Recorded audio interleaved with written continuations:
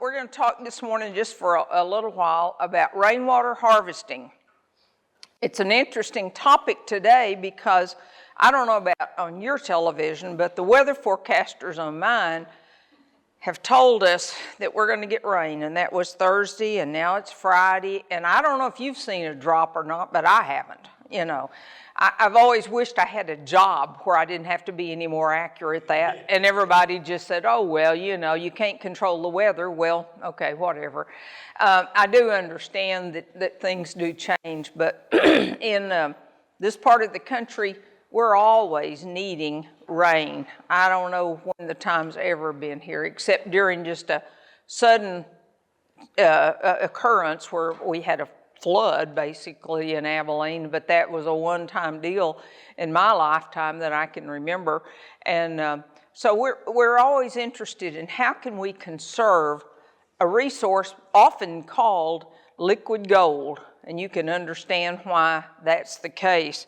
So we'll talk about that a little bit today. It's not new. I mean, clear back to biblical times, the Moabites, which were tribes of people, big tribes of people, and if you read in 1st and 2nd Kings or Chronicles, some of those things in your Old Testament, you're going to read about the Moabites and the Israelites, you know, that were going into the desert and wandered there for 40 years.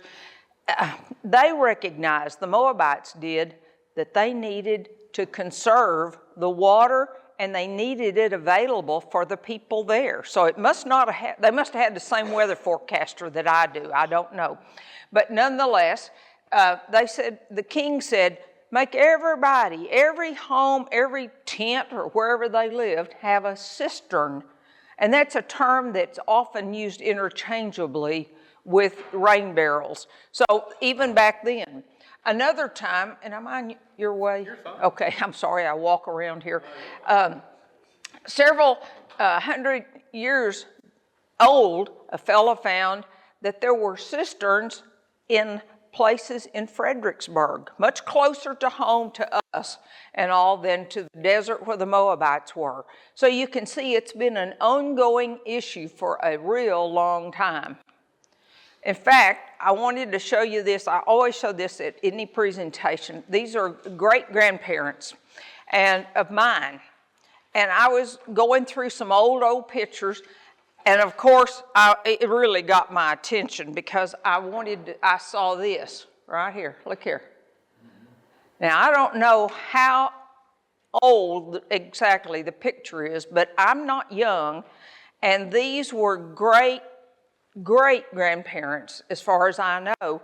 But see, they even had some form of gutter on that little old house there that looked to me like it might fall down, but they were saving the water and getting it into a barrel for use. So I thought that was kind of an interesting thing.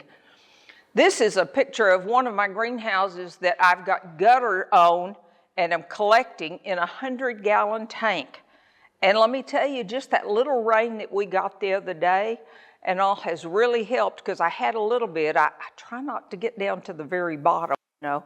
And with the gutter, I have saved that much. You can see the importance of having it going right into the barrel. And I'll show you another picture of that a little bit later on. So what are some of the benefits? I think most of us know pretty much what they are, but so far, rainwater is practically free. We haven't seen a tax on it, not in Texas, that's for sure. It's kind of hard to tax rainwater anyway, but that is one of the main things because it is free and it's so useful. Look here, we can actually decrease the water demands on our utility bills, and our utility bills definitely need decreasing, don't they? We've got so much cost there. And so in a large area that I have used rainwater to water it so that I didn't have such a high water bill. That was one of my big deals. Also, if you think about it, when it does rain, especially here it seems like, the water just rushes down the street and it picks up all kinds of debris. You have to be careful when you're fertilizing even. If you let the fertilizer get off, you know, if you're spreading it yourself, and it gets off into the street, all of that's going to go down the gutter And where's it going to go? Eventually, it'll end up, we hope, at the lake. And when it gets to the lake, before we can use it, it has to be cleaned. It has to be sanitized. That's why it is costly then. So we can do our part by saving the water before it gets out there to that street. Naturally, rainwater is the superior thing for our landscape. You know yourselves that you can run the sprinkler, and you can run the sprinkler and run it, but get a good rain and look at the difference. It makes a huge difference in your landscape and all your plants, etc. One of the things about the rainwater is it's not hard. Like, you know, you understand the term of some water is hard and some is soft, having to do with the chemicals and the pH and all that kind of stuff. But in rainwater, you don't have to worry about that. It doesn't have other chemicals in it. It's completely free. So what are some of the components of getting a way to catch the rain or harvest it? Either way, whatever appeals to you. Well, you typically need something of a roof. That's one of the easier ways to collect it. Now, you can set out buckets, and you can just set your bucket out there and collect some rainwater, but I can tell you that you'll get a whole lot more if you've got it coming off of a source like a roof. And these show some other things that help with that. If you have rain chains, and I can't hold this all the way up because it's so long, because it would actually come down. And John can't hold it all the way, but he's gonna try. You can put up a rain chain on your house, and the water will just run down these and into the bucket. You'll empty that into the bucket. And rain chains are great. If you travel much in New Mexico, you will see rain chains, very common. They use them a lot. Thank you, John. And then there's another picture of the gutters, but not everybody has gutters, can afford gutters. I understand that. So I'm just telling you, look for rain chains. I've had this so long that I can't even remember to tell you where I got it. And I don't see them around here very often, but I will almost bet you that Amazon will have some. They have everything else, you know. You need some kind of a catchment container, a tank, a barrel, a bucket, whatever you're going to try to use. And this was one that I had at a house where we lived for a while, and you can see that it was kind of neat. It backed right up so that it was even with the house instead of being round. So that was kind of handy for it. You usually think of catching rainwater off the roof and into a tank. So there's another one that I had, and it went down, and you need to usually have, if they're very big, you're going to have your gutter going into there, so it can't just come straight down. Now here's the formula, and I believe you've got paperwork, so there you've got it right in front of you, and that's the main thing I hope that you gather from this, because it will help you as you try to decide what size of barrel or how much rain can I catch. You're going to be surprised how little rain it takes to fill a barrel or a bucket or whatever you're catching. But what you need to do, figure out the square feet of the area that you're going to catch it off of. And in most cases, we're talking about a roof. You will multiply that times 0.006, 0.6. And then multiply that times the amount of rain. I have a rain gauge, I bet you do. If you don't, you can pick them up. They're very inexpensive, and you'll know. I always want to know how much rain we got, you know. And then that is going to equal the number of gallons of water that you can catch in your container. So just hang on to that formula, remember it. It's what you're going to need. This is an example to help you see it. How much can you catch? 1 inch of rainfall on a 2,000 square foot roof. So if you put your gutter around there, and you know you've got one, usually it's just one side, but you may go all the way around, whatever. And if you use that formula, you're going to end up with 1,250 gallons of water, 1 inch of rain. That's a lot of water that you have been able to capture. So that is, to me, it's always amazing how much that you can get. People ask questions a lot about getting a rain barrel. Is it going to freeze in the winter? What do? Do I have to empty it? No, not often. In fact, of course, we had fairly recently a very severe winter, but even then, none of my rain barrels froze, I can tell you. But you don't usually have to worry about that.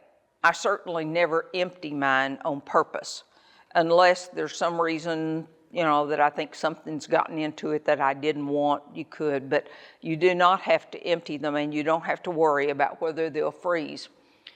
Well, in West Texas, I know, because this is the only place I've really lived for any part, we have mosquitoes if we ever get rain. It's kind of like, okay, we'll take the rain.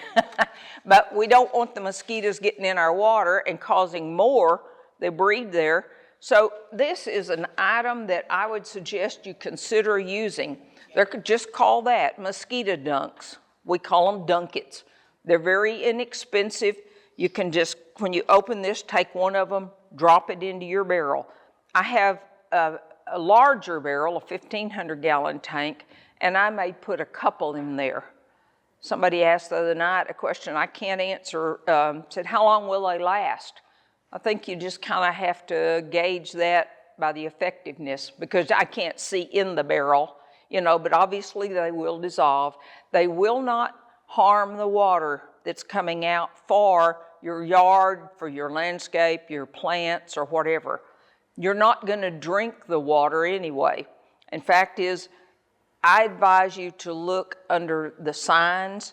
Just look for landscape or water signs or just signage on Google that, and find a sign that will say not potable, do not drink, something like that, so that in the event your barrel is where someone from the public might come, they will know that it's not, you can't drink it. You always need to be aware of that. And we did put those up on our barrels, not only at the expo center, but I have them on mine in my lot that is even fenced, where nobody, I hope, is, wandering around. Well, you don't want leaves and stuff in it. So when we show you the barrel in just a few minutes, you're going to see that there is a little bit of a screen that helps keep leaves. After the hail and what have you the other night, I bet you there are leaves everywhere at your house if you got the weather that Minnie did. And so that can be prevented by using this little screen, and then you can just take it out, wash it out, and get right back on. Oh, and this is the sign. I'm sorry, I've forgotten that I did have the sign, picture of one that I have. They come in all sizes. They come saying different things on there, but it's a good thing to have, and they're very inexpensive. I mean, we're talking about $5 or less. So how is rainwater catchment, harvesting, or whatever, regulated? Well, actually, the nice thing that we know is that there is no federal oversight. Each state has their own ability and has been given the right to regulate, if they choose, any rainwater catchment. So it's good. It sometimes makes it a little hard to get some information about what's going on nationally, but that's okay, because we can really focus on a big state anyway of Texas. The Texas Code says that if you purchase supplies for your rainwater harvesting, you can't be taxed on it. That's a real benefit, let me tell you. If you start buying a great big barrel, in the past, and I haven't bought a barrel in quite a while, and Kathy, you could help me, I can't remember, but it used to be almost like $1 a gallon on the size barrel. I have a 1,500-gallon tank, and it cost me right around $1,500, but that was, it may be 10 years ago. Is that anywhere near? The 500 gallons when we 900 and something, so almost. Okay, almost double that. So bigger tanks are expensive, and that doesn't surprise me that it's gone up that much. There is a place in Abilene or near Abilene that you can purchase large tanks if you're interested. And although we're not really supposed to recommend certain things, this is out towards Ty off of I-20, and they have tanks, water tanks, and they will deliver and set them up for you. Of course, there's a fee for all of that. But if you are interested in a large tank, for example, if you want to catch it off, I moved when I moved to my 1,500-gallon tank, I wanted it under a roof that was about over one of my storage buildings that's about 30 by, I said 30, but it's 30 by 15, 30 by 20. It's a large building and metal, so it catches that much rainwater. I also have 100-gallon tanks. Those are great. That's a good size, and I think there's another picture in here that shows you around my greenhouses. Oh, I wanted to mention this last thing down here. Tells us that if you're in an HOA, that homeowners cannot keep you from collecting rainwater. Now, they may tell you that you have to develop some kind of a screen and put around it so it doesn't show, because obviously one of the objectives of an HOA is to keep it looking nice, etc. And so they may have you do that, but they can't prevent you from collecting rainwater. If it is connected to a public water supply, there may be some regulations that will require you to use a plumber, a licensed plumber, or someone like that to help prevent backflow of water that has not been treated, you see. So there are some regulations like that. Again, not prohibiting you from collecting the rainwater, but keeping everybody safe from it, not drinking it. The Texas Property Code of 2207, you can look that up if you want to. The first one is not a part of rainwater collecting, but I hope you're composting because that's an important thing for you to do. But it does encourage efficient irrigation. Obviously, even people in our city should realize, in our administration, that all the benefits that I named earlier are very important for all people in our city. It keeps less chemical having to be put into our water supply, and it is really important for protecting that. And of course, the water bills are hopefully a little cheaper. That's our benefit, I guess. So it does promote rainwater harvesting, and it's very much like the one that I had told you about before. In addition, it said that no municipality or a county can deny a building permit just because they're going to do rainwater harvesting. It's all right. So, in other words, all of this stuff basically is just saying to you, you can collect rainwater. There is not really a law, a regulation, or anything that's going to keep you from doing that. And it did say if you're going to send it indoors, there are some homes built to use only rainwater in their home. They do not have access to public water anyway. Some of you are familiar with Billy Niffin, who was with the county extension for many years. And his home, where is it, near Menard, yeah, is strictly, they use nothing but rainwater, and they don't run out. But he's got a bunch of big tanks and a way to collect as much as he needs. So after you collect the rainwater, well, what are you going to do with it? Okay, well, I think you already have something in mind, or you wouldn't be interested in collecting it. Usually the thoughts already come before you move on with that. And so you're going to probably consider some kind of irrigation, because anyone that is very interested in collecting rainwater wants to use it wisely. And so this is something that you would need to consider. So how are you going to distribute it? Well, when I initially put my 1,500-gallon tank up, it was on an empty lot.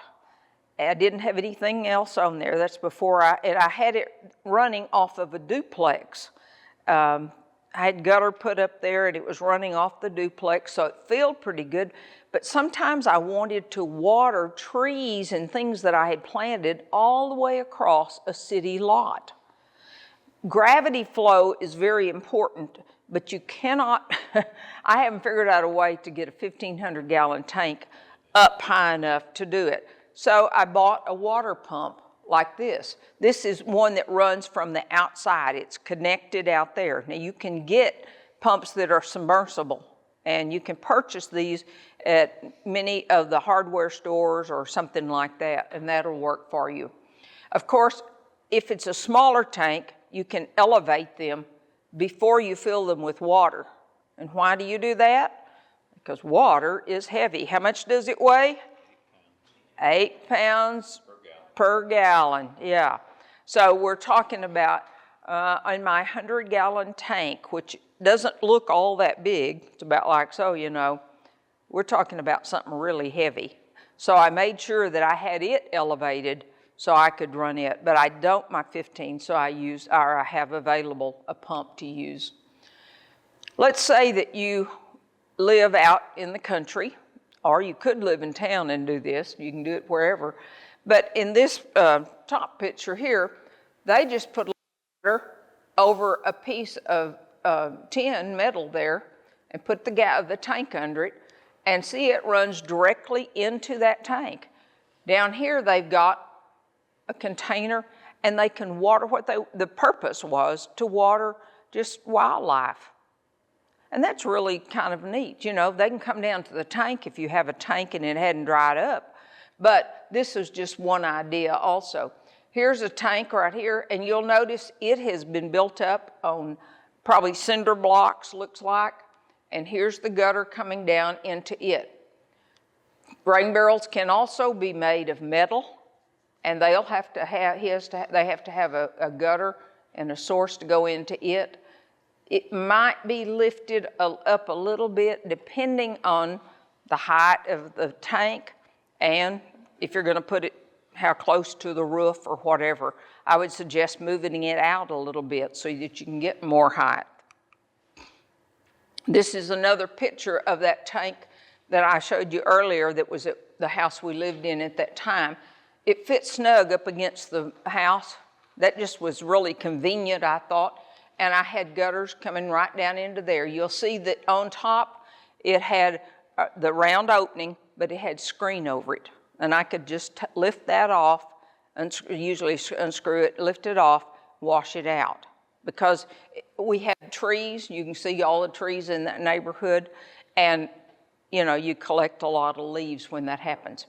At that same house, this is a 300-gallon tank that I had.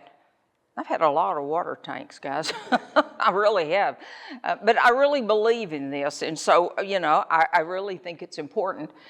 And I actually, before I knew anything about this place near Abilene, this one came to Abilene from Austin. I found it right outside of Austin. I found a place that sells, and they had one that was, I liked that color a little better than the green. So I bought a 300-gallon tank. I had gutter, ran it into here.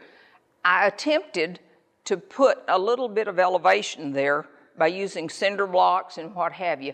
And it worked pretty good. You can see I had it close to where I was trying to run the water. I wanted it in my flower beds.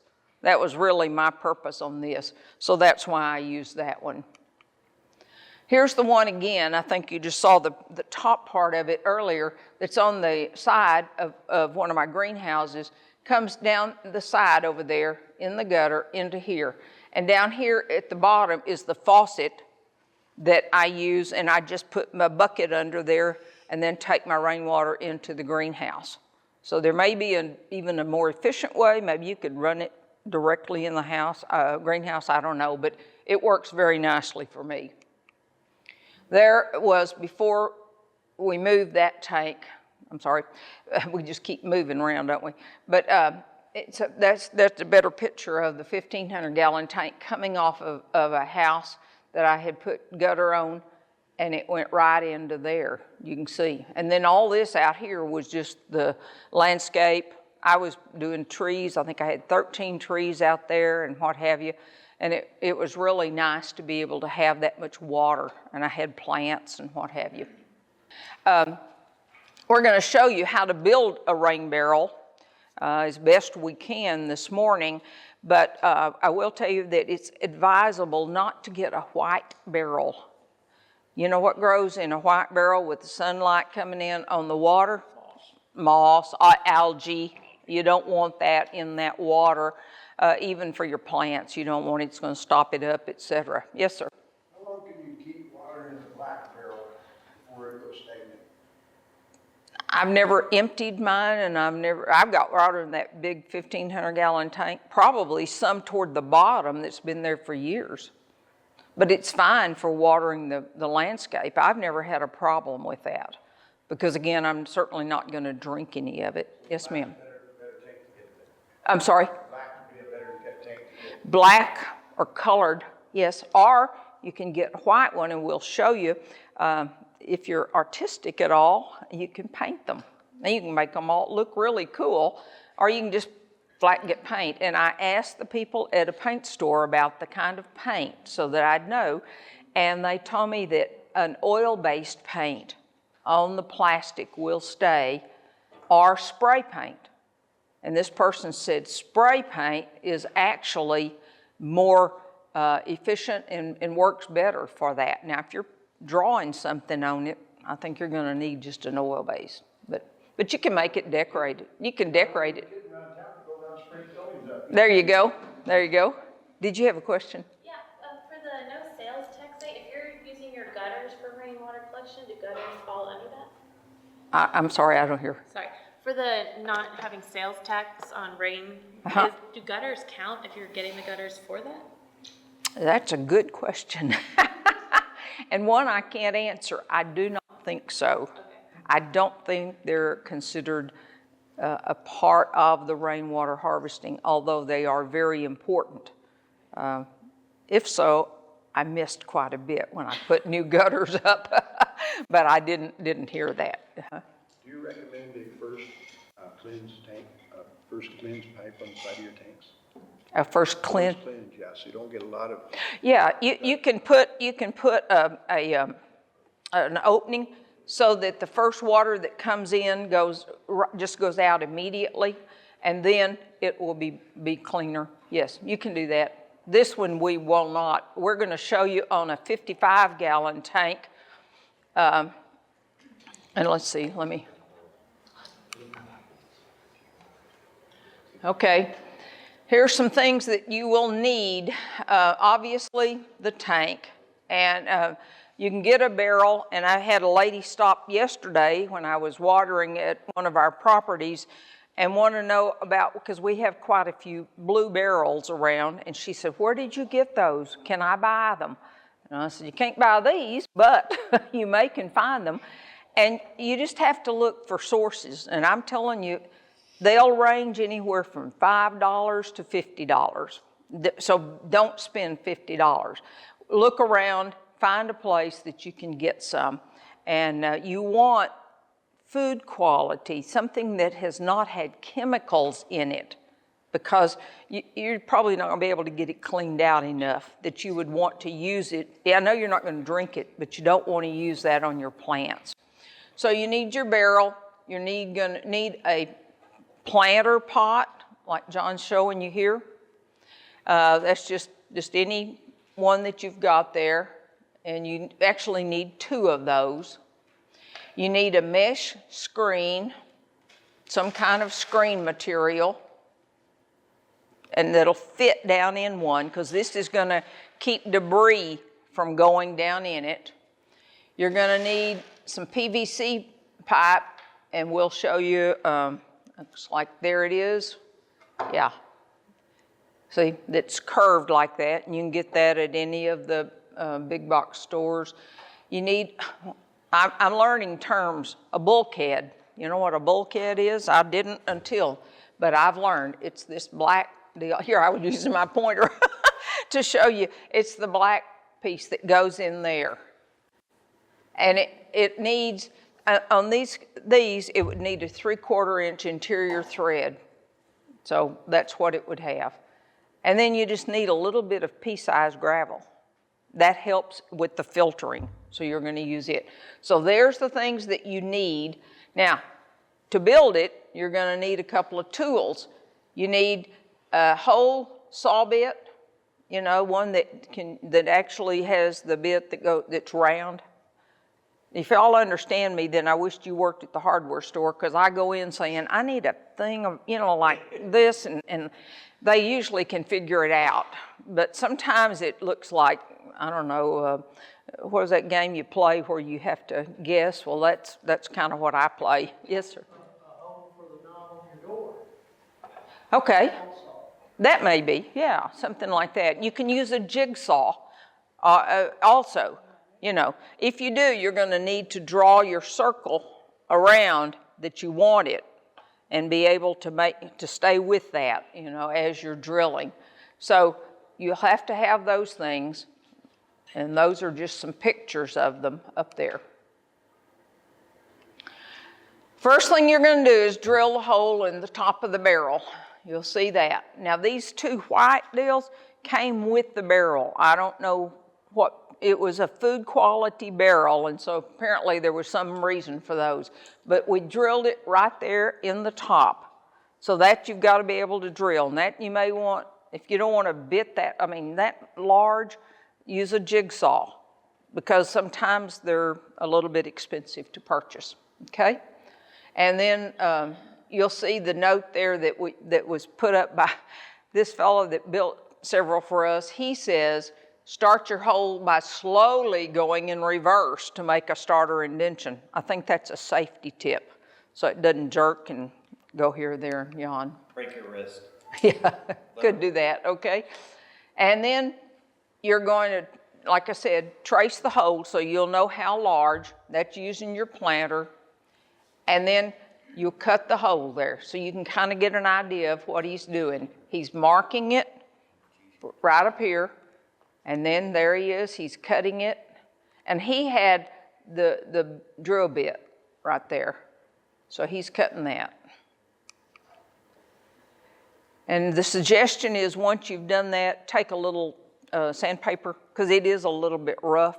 It can cut you if you're not careful. So use the sandpaper to kind of smooth out some of the edges. Now here's your overflow hole, and you hope that you need that pretty soon, because that would mean that you have enough. But that's what this is. And you measure down, see right here, I'm using my pointer on there, how about that? Couple of inches below, so that you want to get as much of the rainwater in here, but you don't want to get up into the round part up here, because that's part of the barrel. So you'll drill you a smaller hole right up there. He said about 2 inches. And it needs to not be on the seam. The seam is right here. And I don't know if you can see it, but you can come up in a little bit and look at this. The seam is where they put the barrel together. And if you're on the seam, you'll weaken it too much. So don't put it on the seam. Just come over a couple of inches and drill a small hole there. And that'll hold it. And you can see that what he's going to put in there will be that overflow pipe, because it'll fit right nicely into there. If you're worried that because this one does come out pretty easily because we've been using it too, you can get a little silicone and put on that, and that'll help hold it in there. It's not necessary, but it can be done. So you see where he's showing, he's putting a little silicone up there, and then he's going to put it inside there.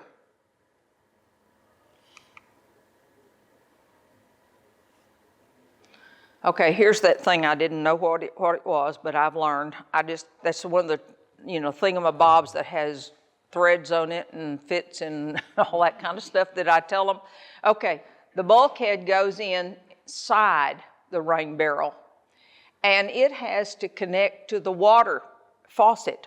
You can get a faucet. Now, you can buy plastic ones, but we suggest the brass because obviously it's going to be exposed to the weather, and it really will last a lot longer. So that's the, it'll give you the sizes there in case, I don't know if that's in your handout or not, but if not, you'll need one. It says that has the inner diameter and thread for 3/4 inch. So you just need some of these figures here. And then as you put it in there, you're thinking, okay, I've got this hole at the top. How am I going to reach down in there? Well, I have pretty short arms, and some of you do too. And John, I don't know if he could even reach. Well, he might if he climbs in.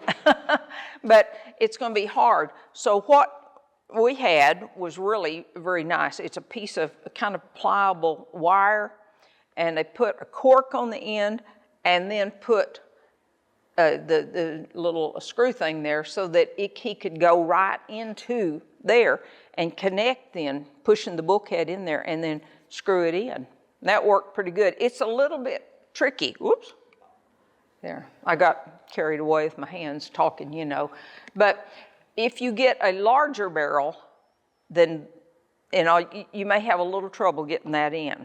So we're just telling you. But this is making like a 55-gallon tank.